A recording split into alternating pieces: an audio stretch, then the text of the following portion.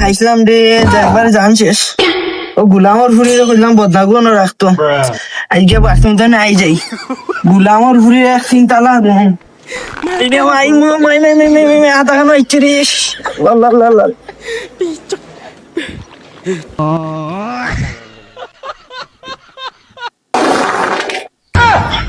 ইয়াল্লা ইয়াল্লা ই যে অবস্থা মোর বাকি বাঁচবা এটার কোনো ঠিক ঠিকানা নাই তাতে মরে দিতাম আমি আমার ফ্যামিলিতে তার লোক ধরিলাই এতে যদি আমরা গাঁর মানুষের যদি বাদ মনে করেন আর বাদ পাই তাতে কিছু হরার নাই দেখি আমার ফ্যামিলি ফোন দিয়া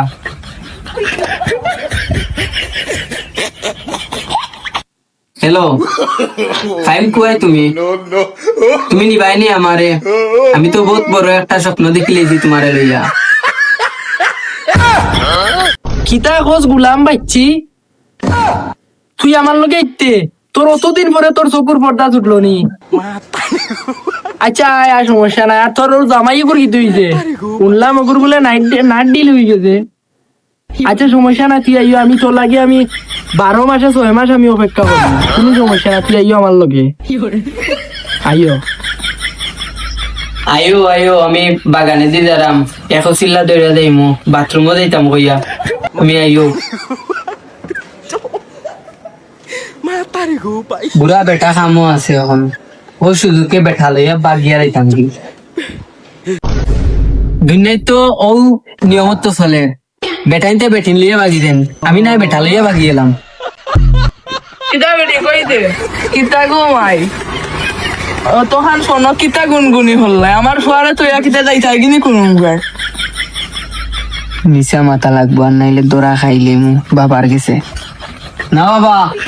যাইলাম গাটো তাই নোর খাফর দিয়ে বড়াইলাছে কিছু ওগুন দইতাম ধরাম যাও গো মাই আরে বেলেঙ্গে যাইবা তাইও মানুষ মান হাতে রাখিও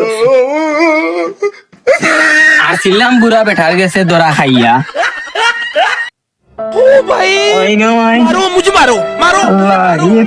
করলাম রে আল্লাহ এই বাথরুমের করে দৌড়িতাম